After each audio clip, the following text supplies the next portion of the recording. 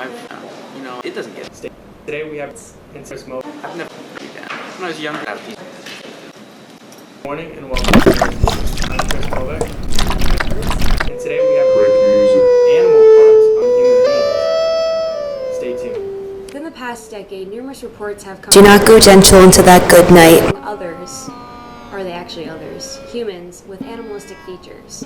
Now, these people, while humans, do exhibit animalistic traits, and although it may affect their daily lives, they still go about living in a normal human way. We have an interview of the daily lives of a she-wolf and a lobster man. Stay tuned to see a glimpse into their lives. Nah, I've never known life without these claws. When I was younger, I was bullied for it, but what am I gonna do? I can't roll with the punches, you know? Yeah, you know what? Let me take at your word. Let me take a look at your word. Pretty impressive, right?